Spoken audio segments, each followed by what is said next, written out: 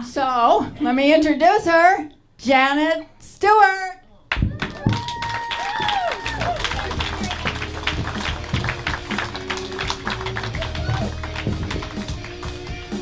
Hey, hey, good to see all of you. Oh my gosh, let's give it up for all the comedians tonight.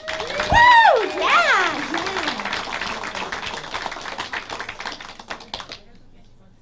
So I'm a liar.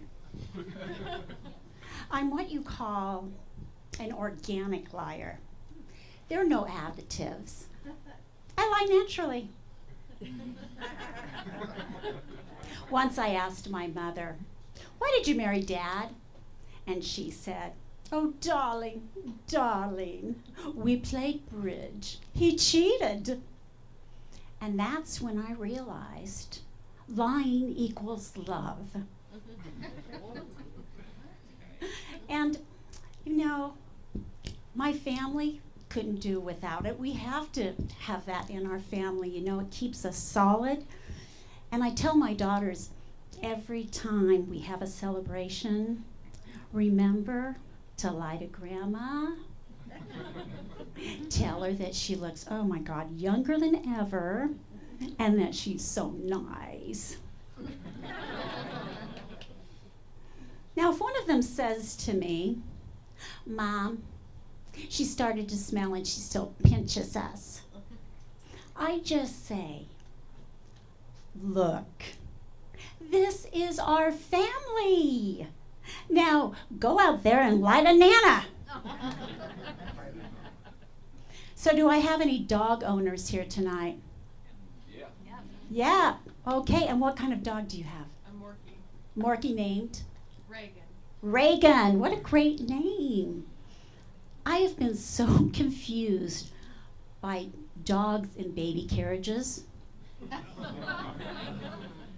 You know, I went out the other day and there was a lady, she had her dog in a baby stroller and her child was on a leash. I went up to the dog and I said, "Oh my goodness, you're so cute. How old are you?" And then I went over to the child and I said, "Sit." I gave her a milk bone. Boy, that woman, the owner, was mad. She said to me, "Don't talk to my dog that way." Then the other night I heard my husband yelling, "I love you to the moon and back." Oh my God, so sweet. He hasn't talked to me like that since our honeymoon. Turns out, he was talking to the dog. And how about those designer dogs? You got the Puggles, the Teeny Weenies, the Pugaboos. Why can't a husky just look like a husky? Yeah. A German Shepherd, look like a German Shepherd. A Chihuahua, look like a drowned rat.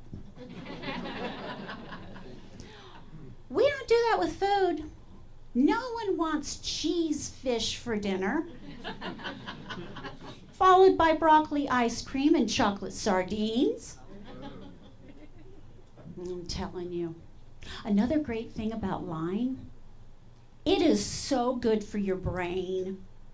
I know some of you probably do crossword puzzles and Sudoku. Wow, that's great. I remember a lie, 1983, when I said to my cousin Irma, "Wow, since you got your braces off, you're the spitting image of Christy Brinkley." You know what? My husband doesn't like it when I lie. And I don't understand this. He lies. He gets paid to do it. He's an attorney. I lie. I do it pro bono. So I like thinking about my 20s. Back in my 20s, boy, I loved going to the dentist. Getting my teeth cleaned was the best. made me feel so sexy. Plus, I didn't know what a cavity was. I was young, insecure, and on mushrooms. Now I'm old, insecure, and still on mushrooms. And with that, I'm going to have a sip of water.